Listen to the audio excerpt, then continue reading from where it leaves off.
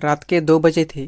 Phone अमन के हाथ में था। स्क्रीन पर रील्स चल रही थी। अमन एक के बाद एक स्क्रॉल कर रहा था बिना रुकी। तभी उसके फीड में एक रील आ जाती है। 23 साल का लड़का लग्जरी कार के सामने खड़ा था। अमन जैसे ही कैप्शन देखता है, कैप्शन में लिखा था हार्ड वर्क पे ऑफ। अमन अपनी जगह पर खड़े होता है और फोन बाजू में रखता है। उस मोमेंट पर उसे फील हो जाता है जैसे अंदर कुछ खाली सा रह गया हो। अमन कोई अलग इंसान नहीं है, वो हम जैसा ही है। रोज ऑफिस जाते वक्त, शॉपिंग जाते वक्त, मेट्रो में खड़े खड़े अमन हर जगह पर इंस्टाग्राम स्क्रॉल करता रहता है। स्क्रॉल करते करते उसके सामने कई अलग अलग जिंदगियां चल रही होती है। कोई फॉरेन ट्रिप पर है, कोई आईफोन ले रहा है, कोई कार्स ले रहा है, या कोई रिलेशनशिप में है। ये सब देखकर अमन के दिमाग में एक ही थॉट घूमता रहता है, सब आगे बढ़ गए हैं, बस मैं ही रह गया हूँ। प्रॉब्लम ये नहीं थी कि अमन की लाइफ खराब थी। प्रॉब्लम ये है कि अमन अपनी लाइफ को दूसरों के हाईलाइट से कंपेयर कर रहा था। एक दिन ऑफिस में मीटिंग्स होती है। सब अपने अपने आइडियाज रिप्रेजेंट कर रहे थे।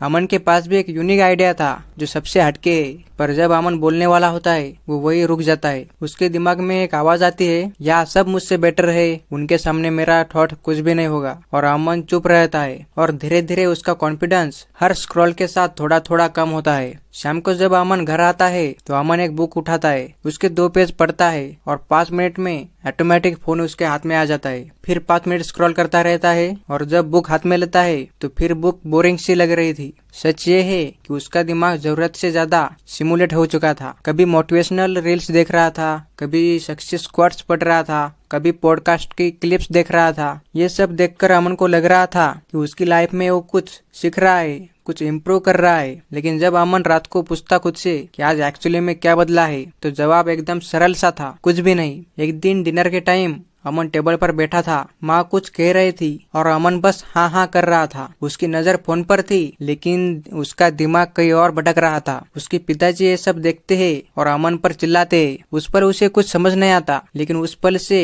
रियल कनेक्शंस धीरे धीरे कम होते हैं। एक दिन फोन की बैटरी उसकी डेढ़ हो गई थी। अमन के पास अब कोई ऑप्शन नहीं बचा था सिवाय चुपचाप बैठने की। अमन अब साइलेंस बैठ गया था। उसने पहली बार अपने थॉट्स को सुना था। वो अनकंफर्टेबल सा फील कर रहा था। तब उसे रियलाइज होता है कि प्रॉब्लम इंस्टाग्राम नहीं है, प्रॉब्लम ब्लाइंड यूज है। अमन अब इंस्टाग्राम डिलीट तो नहीं करता, लेकिन बस उसने तब से थोड़े रूल्स बना लिए थे, जैसे सुबह उठते फोन अवॉइड करना, सिर्फ लिमिटेड अकाउंट को फॉलो करना और हर स्क्रॉल के बाद एक सवाल करना कि इससे क्या मुझे कुछ मिला, कुछ इम्प्रूव हुआ। धीरे धीरे उसका दिमाग भी अब शांत होने लगा था। अब मीटिंग्स में भी अमन बोलने लगा था। अपना कंपैरिजन दूसरों के साथ करना उसने कम कर दिया था। उसका कॉन्फिडेंस भी अब वापस से आने लगा था। इंस्टाग्राम भी वही था, लेकिन अब कंट्रोल अमन के हाथ में था। अमन कोई सुपर हीरो तो नहीं बना, वो बस अपनी जिंदगी में थोड़ा ज्यादा प्रेजेंट होने लगा। अगर तुमने इस स्टोरी में कहीं ना कहीं खुद को देखा, कमेंट में रिलेट लिख देना। और याद रखना, इंस्टाग्राम लाइफ का पार्ट हो सकता है, लाइफ का रिप्लेसमेंट नहीं।